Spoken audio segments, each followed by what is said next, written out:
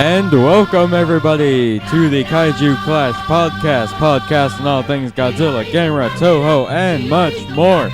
You're probably wondering why I'm playing the Gamera song behind me. Well, one, why not? And two, it's Gamera's birthday. So happy birthday, Gamera. It's his 50th anniversary today. I've heard some people say it's today, some people say it was yesterday, but nonetheless, happy birthday, Gamera, and happy birthday, Godzilla, which was 2 weeks ago. So with that out of the way, again, this is the Kaiju Clash podcast. Before we get into this week's topic, which is underrated monsters, best give some shout-outs, but wait first. Hope you all had a good Thanksgiving, and hope you all didn't die on Black Friday from the granny stampede that wants that TV for his her great-great-grandson. I was looking on the internet, and I found a lot of Black Friday videos of this year of people just going ravenous and crazy, people going straight through boxes, people stealing from little kids, and just fist fights left and right. It's crazy, man. Bro, it's just so crazy. So before we get on to the show of the official show, we need to get a few shout-outs out of the way, as we normally do. First is the 00 Wrestling Review. That is my other podcast I do. Go to wrestlingreview.com to check it out, or you can go to kaijuclashpodcast.com, find the 00 link, and click it, and it'll take you to the 00 Wrestling Review website, 00 Wrestling Review. That is my other podcast. Another thing that's on the website you should check out is Alex Strang's Patreon link. You can go to kaijuclashpodcast.com, find the Help Support Alex Strang button, click on that, and it'll take you to his Patreon account, where you can make $3, $6, $10, $15, and $20 pledges. He is an independent game designer, and he wants to make his hobby a passion, his hobby and his passion into a dream. There. And one other thing you can find on the website is Kaiju Battle Stories. Go to kaijuclashpodcast.com, far right tab, Kaiju Battle Stories. They are fantasy battle stories made from Duncan, and they will be refreshing Sunday, which is tomorrow. Well, for me, I don't know what time you were listening to this, but by Sunday, November 29th, it will be refreshed some point at that day. So if you're bored, if you got 10 minutes, if you just like reading, I highly suggest you go to kaijuclashpodcast.com, far right tab, Kaiju Battle Stories, click on it, and it'll take you to all the great Kaiju Battle Stories. I'm not sure how many are there now, however, we got 2 or 3 ready for Sunday for refreshing. One more thing, Facebook, you people on Facebook that like to join groups, the Godzilla Gojira Kaiju Fan Club. It is a group for people that want to vent about their love of Kaiju and Godzilla, and they also allow you to sell certain things. So if there's something Kaiju related you're selling, you are allowed to sell on that group. So if you're interested in that, it's also on the website kaijuclashpodcast.com. Far down, all the way in the bottom of our homepage, we have a link to the Godzilla Gojira Kaiju Fan Club, which is a Facebook group, and if you're at all interested, I highly recommend you check that out, as in checking out all of the other things I just mentioned.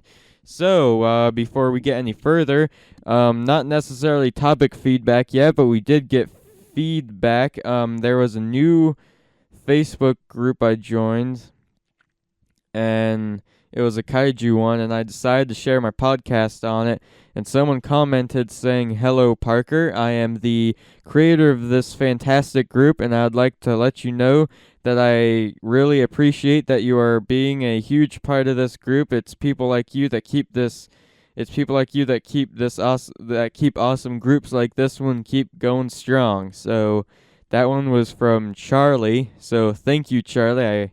I appreciate those kind words. And with that feedback, we go into topic feedback. What is our topic this week? Underrated monsters. So like Varen, Kumunga, Gorosaurus, monsters like that. And now I had to shorten the feedback like a lot because there a lot of people sent me feedback like a lot. And there was and a lot of them were just one word answers or one sentence. So anything longer than two sentences, I pretty much put onto this feedback. So to begin is Ryan saying any of the Dino Kaiju, Varen, Anguirus, Gorosaurus, Baragon, Titanosaurus. I would love to see Godzuki in non-animated form, or have the serpent from King Kong Escapes return. And the feedback, I asked people what's their favorite underrated kaiju, or what underrated kaiju you want to see make a comeback. Next is Lloyd. To me, it depends on how you define underrated. As for being pushed aside, there is Varen, but as for truly underrated, there is Rodan. I say this because the Rodan in the original film was entirely different than the Rodan in the Godzilla franchise, who made him a sidekick. I would like to see Rodan restored its original concept, the size and relationships. I think Fire Rodan was interesting, but again, it wasn't Rodan. One last please return is the original design and concept of Mogera as seen in the Mysterians. Next is from Pitt saying both Jet Jaguar and Megalon have been reduced to cheap and sometime rude comic jokes. Both could be given a better movie, not to mention we never got Hedorah 2. Next from Ricky, I liked King Caesar with the Titanosaurus and wish Titanosaurus would come back so we can actually see it besides the Japanese version of Godzilla versus Mechagodzilla. Next, John, for first choice would be Titanosaurus because he is a throwback to the older monster movies. He has no beam weapons or rays. Second choice is Godzilla because it's just oddball enough to deserve a second movie. Next, Spencer. Megalon, he's awesome with an awesome design. It's just that the movie he was in was crap.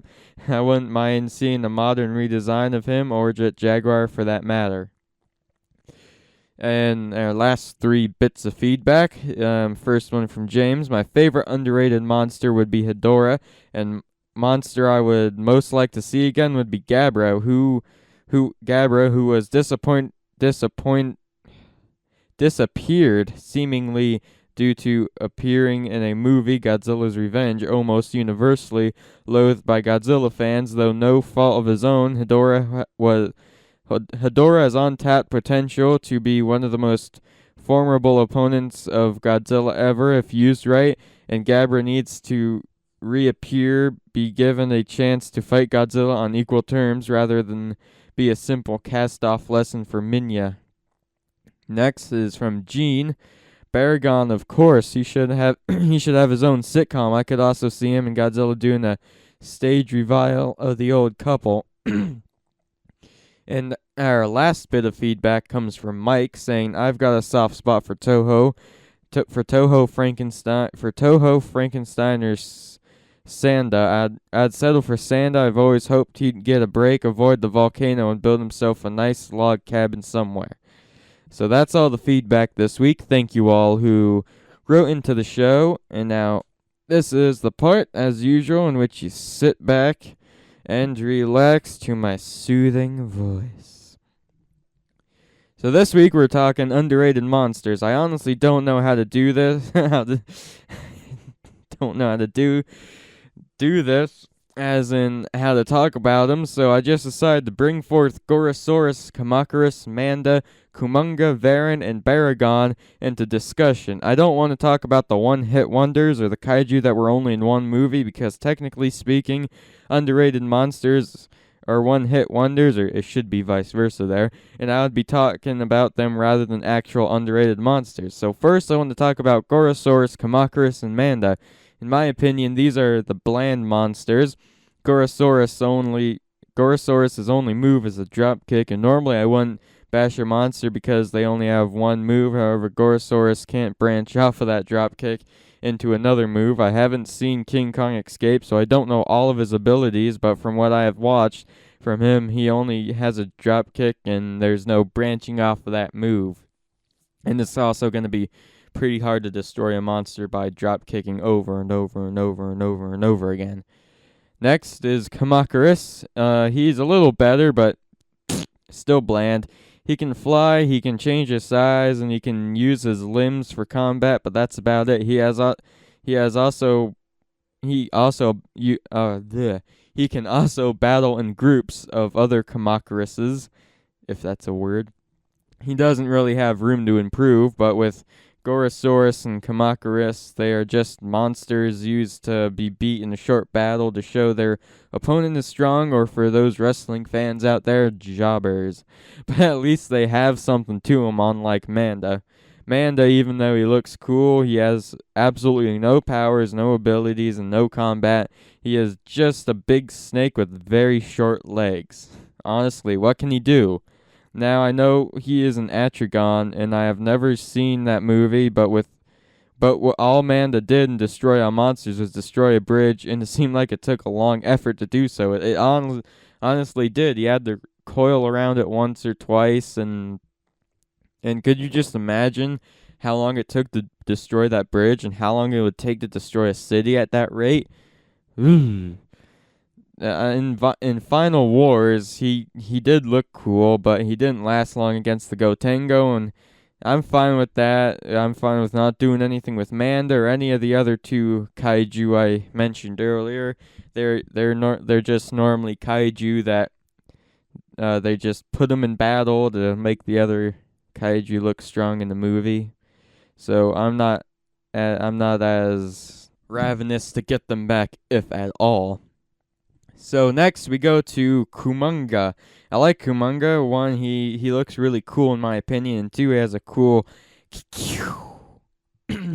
I don't know, spiders can't really roar, so I don't know if you'd call this a roar, but you know, when every time you see Kumonga, he makes that I always like that because one, to me it slides right off my tongue, and that's the only monster noise I can actually somewhat make. I mean, I'm sure if you put my to the real one, it's going to sound nothing alike, but Kumonga is the only monster that I can actually imitate partially. So I like his, he looks cool, and he somewhat has support. He's in the middle of the underrated, that like who I mentioned earlier, the three that are, and he's in the middle of and usable. Just like Gorosaurus, Kamakuris, and Manda, he doesn't have many abilities, but what makes him cool is that he can branch off of those abilities. For example, his web. He can use that web to get his opponent stuck. He can make his opponent confined in whether it is a net or a cage. And he can also use it as a weapon. He can make it into a hard spear that could go through his opponent.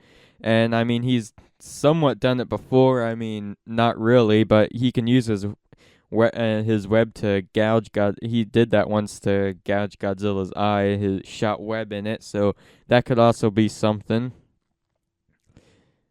And he's also really good at jumping. He can jump long distances, and he can also climb in places for sneak attacks.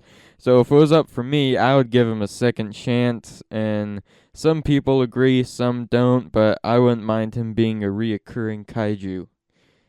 So after we get to Kumonga, we get the final two monsters, Baragon and Varan.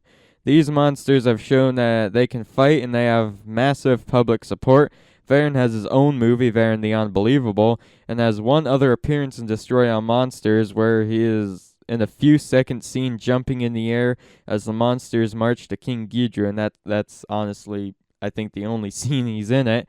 Varan is one of those monsters that doesn't need improving, and he's a quick-based kaiju that he is a quick-based kaiju that is hard to beat.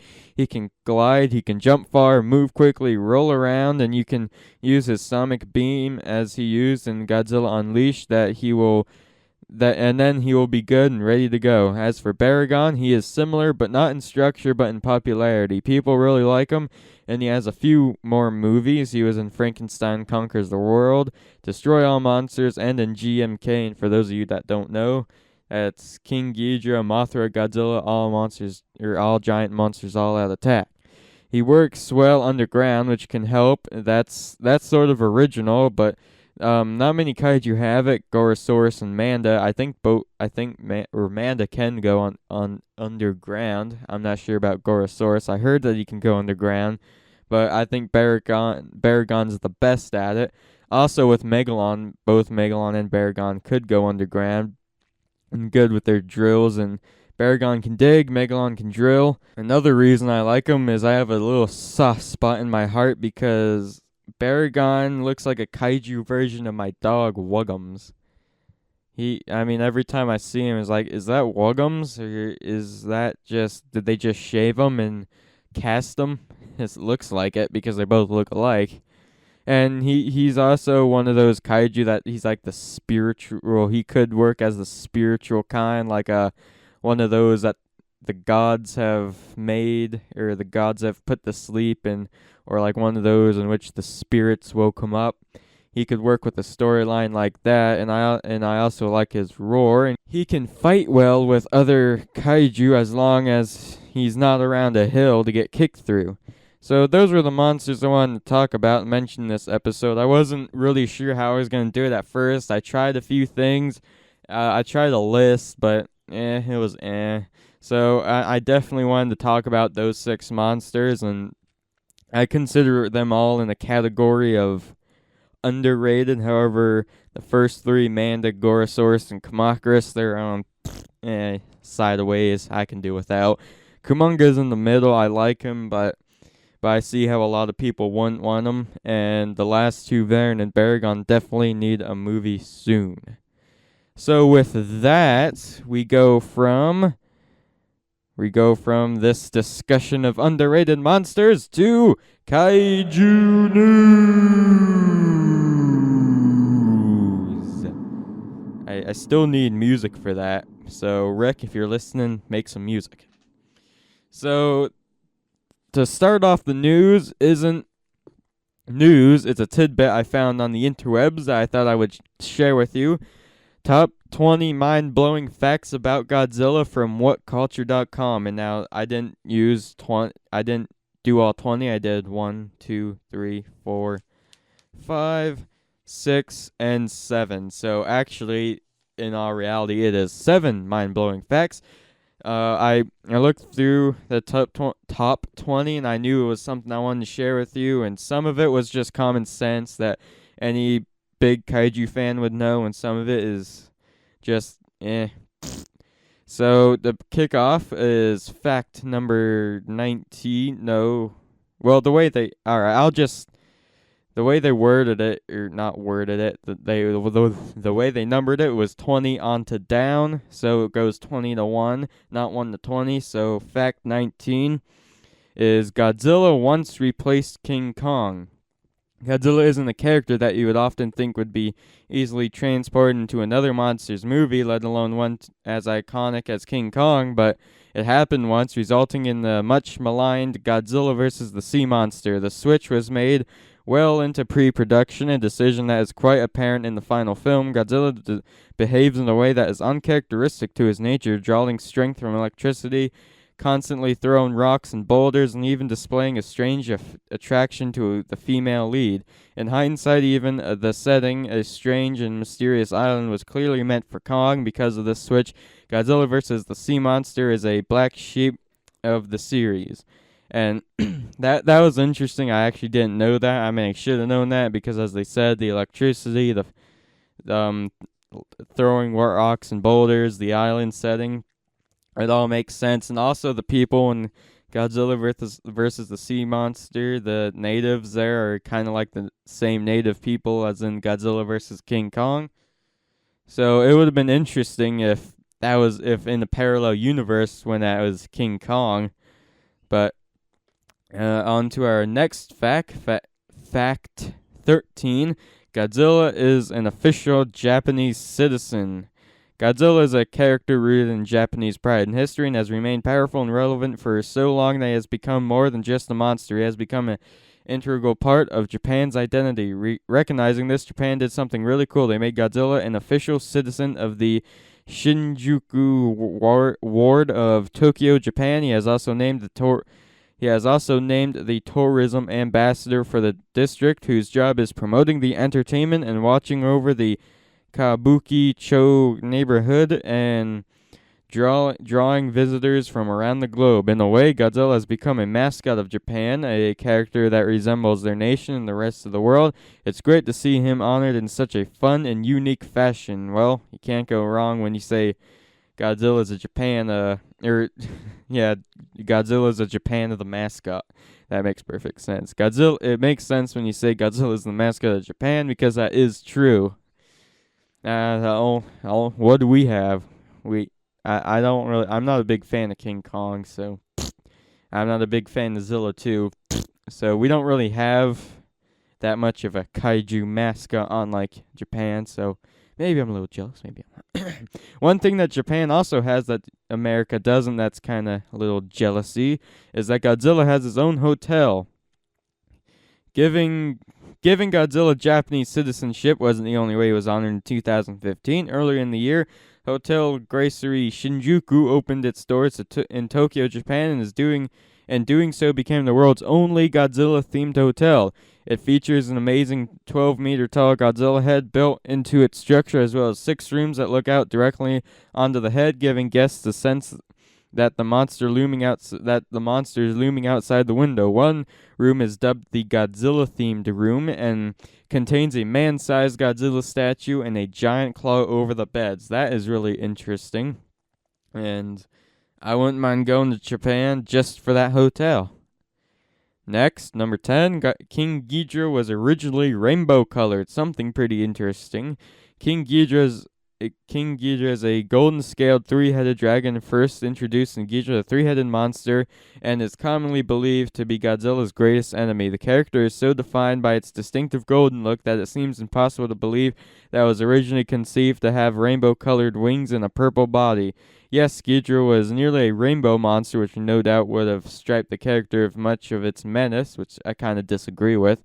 The production realized it wasn't quite working and decided on a more menacing and elegant golden look it now has. I mean, in the Showa series, I think you could pull it off. I mean, it would be interesting to see what Ghidorah would look like as a rainbow monster in any of the Godzilla movies, but I don't think just because he's colored as a rainbow would take a lot from his menacing look. I mean, people are afraid of clowns, and clowns are supposed to be fun, not scary. So moving on to the list, we're skipping a lot of them all the way down to number 5. Godzilla is not green. Ask a layman what color Godzilla is, and they'll probably say green. This is a common misconception that continues to perpetuate itself in this very day, thanks to various representations in popular culture. Godzilla is not green, but is actually varying degrees of charcoal gray depending on the film. This coloring has been maintained through nearly the entire franchise of films. In fact, he was only green once in 1999's Godzilla 2000, and it wasn't long before he returned to his old charcoal gray self. So that's interesting because he's been depicted as green a lot of times. So now we have confirmation that Godzilla was never green, except for that one time in 1999. But other than that, Godzilla was never green. Another thing Godzilla never did was eat people, which is number 4. Godzilla does not eat people because Godzilla is a monster, and is commonly held belief that monsters eat people. Many assume that Godzilla eats people. This is another recurrent misunderstanding of Godzilla's nature. Godzilla does not have and never has eaten people. In fact, it is unclear how or what Godzilla eats. If he even eats at all, it's usually believed that he absorbs radiation for substance, but that even changes at times from film to film. But one thing is absolutely certain: he does not eat people. They simply don't interest him enough to even bother. This is good, because if he did eat people, then he would have to eat so many that we would most definitely go extinct. Actually, remember a few episodes back, I covered a story of how much urine Godzilla makes a day? Well, the same site showed how many people Godzilla would have to eat, and I decided to have like 1 week Godzilla with urine and 1 week of how many people would eat, but then I completely lost the link in the website, so I completely forgot where in the website or where in the internet it is. But I think the number is like 100,000 a day, which I guess like over a span of a month or two, that's like a lot, but we still have about a year to revolt. And the number one they have here, the most interesting, mind-blowing fact, is the King Kong versus Godzilla ending debate, which is a tale of two neckbeards. I think that you can clearly see in the Japanese version, Godzilla clearly won. I clearly disagree with your ignorant opinion. It is very clear that in the US version, King Kong won first and square. No place well got wrong. It is clearly a tie. Sorry, I couldn't help but do that. It takes experience to know one. So the original King Kong vs. Godzilla was one of the greatest monster clashes of its time and birthed an equally great myth in the process. Even given the East versus West nature of the fight, as well as the existence of two vastly different versions of the film, for decades it was believed that there existed two endings, one in which you saw which one you saw depended on where you saw it. The myth goes that the film ended with Godzilla winning in Japan while Kong won in the US. The advent of the internet eventually revealed that the ending was the same in both countries, bringing to an end of one of the franchise's greatest legends. So, I actually agree with the third neckbeard, because third neckbeard said it ended in a tie, and I should do a debate episode on it, but I personally think that was a tie. So that was the top 20 mind-blowing facts from whatculture.com. I hope you enjoyed.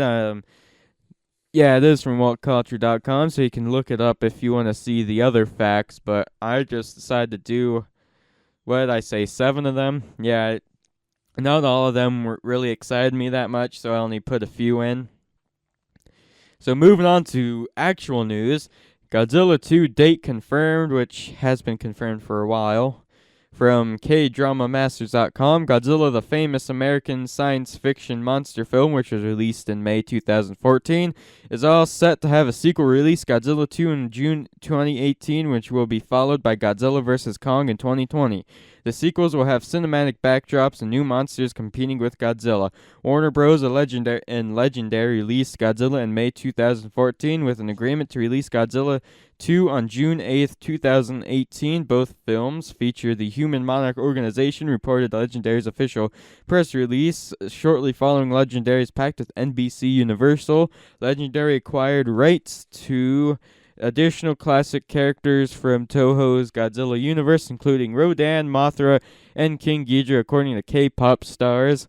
I actually covered that last week.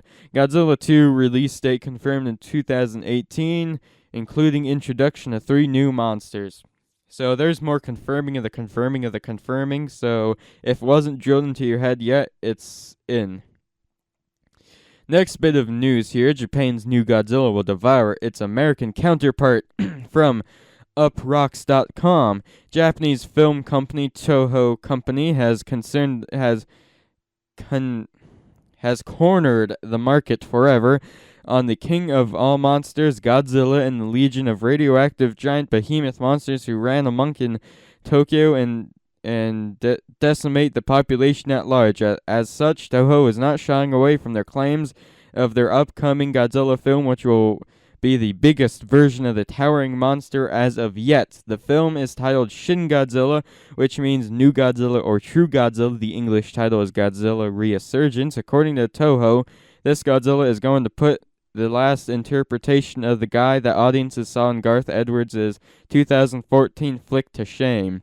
Along with that news, Toho is planning to release the film in Japan in the summer of 2016, which is already ahead of schedule of Edwards' sequel that has a release date of 2018. Co-director of Shin Gojira, Shinji Hajushi, has sworn that the Godzilla scene in Shin Gojira will be the scariest Godzilla yet. Interesting. This leads to a more defined type of speculation of the tone and direction in which this Godzilla film will go. There is the possibility that Godzilla may not even be battling his giant monster brethren in favor of a more serious and deadly interpretation of the creature. So, I don't really like the fact that Godzilla is getting bigger and bigger. I mean, we covered that in episode 2. That's the second ever episode. The debate is bigger better monster wise.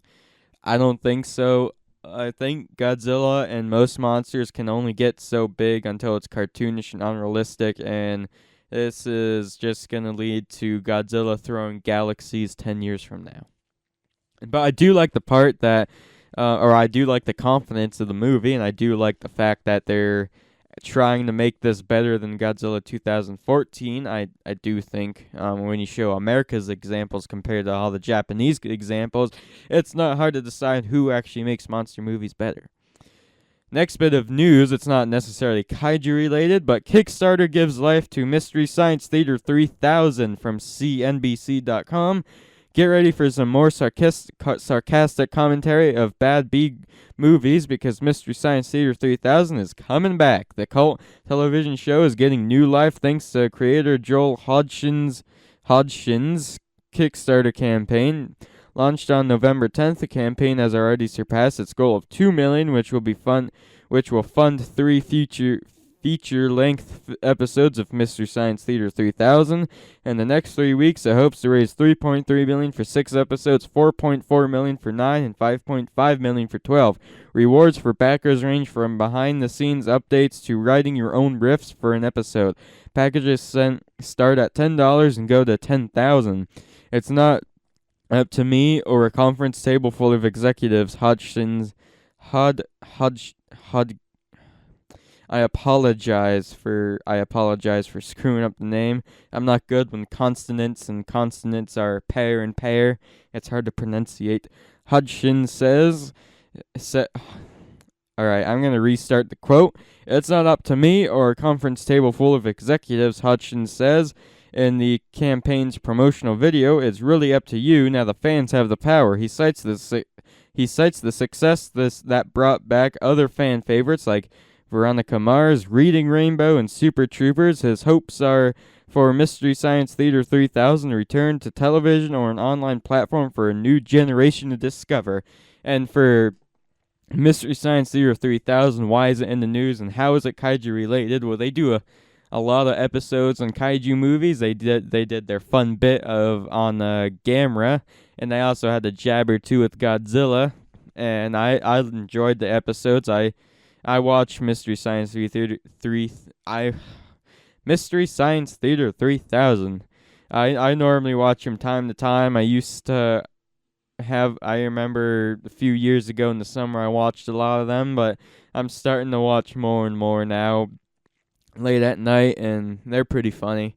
So I'm excited to see what they come up with when they come back, because they did break their deadline, or they did reach their goal before the deadline, so now they're going to be they're definitely making episodes, but how many is still in question. I'm not sure how long it lasted until. I think it's up until November 31st, actually. Is there a 31st November? I'm going to have to check the calendar. Hold up. Let's see. There are 30 days in November, so most likely end November 30th. I don't have the link on my website, so you're going to have to just Google Mystery Science 3 Theater Kickstarter and hope that you don't get a bunch of news stories. Sorry about that. And to wrap up the news, we get more X Plus figures. This is from sci-fi-japan.com. If you're a weekly listener to the show, then you know the drill, blah, blah, blah, blah, blah. X Plus figures are coming out in December, blah, blah, blah, blah, blah. You can all check them out at the official Shawan Rick website. And I'll spell it out because I can guarantee you if you Google Shao and Rick website, you're going to get something completely different. So it's spelled SHOUNENRIC. Shao and Rick website, one more time, SHOUNENRIC. So the official list includes, but not limited to, actually just kidding, it is limited because there are 5 different things, beginning with Gursa, Guersa, Gursa. I apologize, I haven't heard of this monster before, so it's going to be hard to pronounce. His height, 8.7 inches, and the price is 15,540 yen, or $128.78 in America. Ultraman came out. They're coming out in December, actually. His height is 9 inches. His price is 12,960 yen, or $107.40 in America. Grand King, his height is 14.2 inches. His length is 17 inches. And his price is 21,924 yen, or $181.69 in America. Boy, saying that line, I hope my mother didn't creep in on me when I said that. Showa Mechagodzilla, his height is 10.43 inches, his length is 15 inches, and his price is 21,600 yen, or $179.01. 1 cent. 1 cent. Why? Just make it $179. I don't care if the inflation goes up or down, as long as I get an even number by tomorrow, because that's gonna probably bother me. Because I mean, it's like if I had $179, I could get it, but no, that 1 cent. Oh, that bothers me.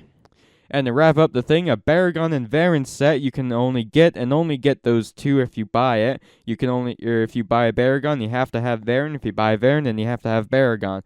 The height of Baragon is 9 inches, the length of Varan is 8.27 inches, and the price for both of them, because you have to buy both of them, is 19,980 yen, or $165.58. So, looks like Grand King and Showa Mechagodzilla must be worth a lot, because Baragon and Varan, you get 2 of them, and they don't compare the same price as Grand King and Showa Mechagodzilla. But those are the prices, and those are the dimensions. If you want, they're on the Shao and Rick website. Let me get the name out one more time, because I know there will be people interested. And now I don't think you can find these much because they come out in December. But a site I was given to find more out is Shouen Rick website, SHOUNENRIC. Or you can go to sci-fi-japan.com, find the article, and maybe it's updated or something at this point, and maybe they'll give you another website. So 'tis be the news, and since 'tis be the news, 'tis be the end of the show. Check out the official Kaiju Clash Podcast website at kaijuklashnpodcast.com. There's a lot of things that you can check out. For example, the Shin Gojira website. There is a Shin Gojira website for movie updates and trailers. I put that in the website, so you look through for the the Shin Gojira website link. Click on it, and it'll take you to Shin Gojira's official website. I also have the Niche episode 1 from YouTube channel Movie Holics. The guy that does the Niche also has a Sci-Fi Tokusatsu Facebook page, and I thought, well, this video is actually pretty, and the video is pretty cool, so I put it up on the website. And another video I found cool, which I put on the website, is a Godzilla fan tribute video. It is a fan-made kaiju film of Godzilla, Mechagodzilla, and Sun King, I think his name is, in a 3-way fight in Tokyo. It's with figures. I thought, it was pretty cool and pretty good, and he's gonna make another one next year. It's from TamTam2710. That's where I got the video from, so check him out on YouTube. Also on our website, we have Alex Strang Patreon, You can make 3, 6, 10, 15, or $20 pledges to Alex Strang if you go to KaijuClashPodcast.com, find Alex Strang Patreon link, click on it, and take you to his Patreon link, or his Patreon page. It is pretty cool, and I highly recommend you check it out. He's an independent game designer. He wants his hobby and his passion to become a dream, so make it happen. Another thing on our website is the Kaiju Battle Stories. Far right tab, KaijuClashPodcast.com. Fantasy battle stories made from Duncan. They will refresh Sunday, so you'll get a new slot of movies, or new slot of stories for the people who have been reading. Our YouTube channel, Kaiju Clash Podcast, that's probably where some of you are listening. Most likely all of you are listening right now. So make sure you hit the like, the subscribe, and the share. And also make sure you send feedback of whatever. If you just want to say whatever, just say whatever. We also have Facebook. Go on Facebook, look up Kaiju Clash Podcast, find the Facebook page, and hit that like.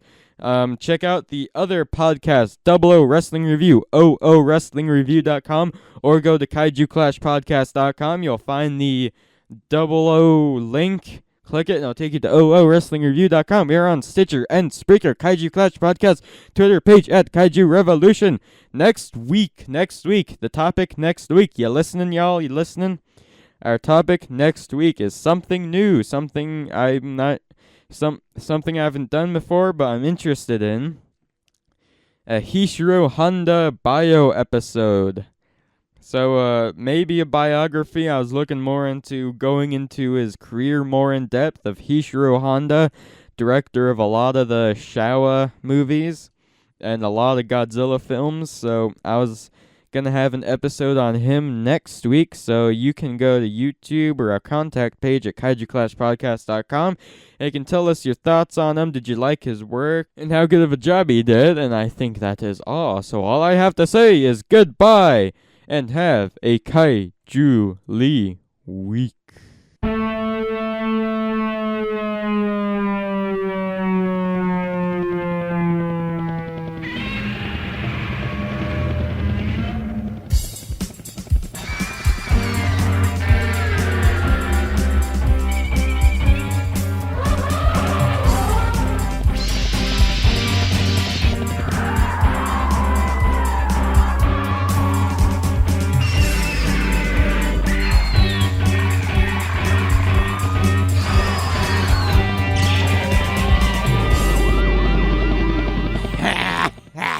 You thought I was gone, but nope, I am still here. Why am I here? I don't know. I just wanted to see if any of you were going to listen all the way to the very, very, very, very, very end. So, for the 2 people that are listening at this point, you know that feeling when you're in the movie theater and the movie's done and just look around after the credits and there's like no one there?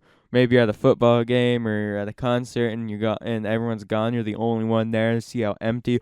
Or what if you're the only one there in the movie theater and then something happens in the movie and you're the only one that knows because you're the only one patient enough to stay at the end?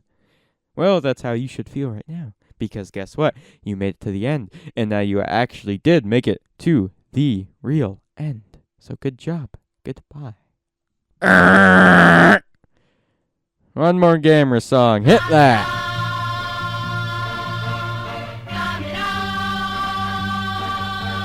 I don't know what to say. 00 was really good. I could use a souffle. Okay, I'm serious. Goodbye. Goodbye, everyone. Goodbye. That wasn't a goodbye, but bye. See you not next week. December 12th. See you December 12th. Bye.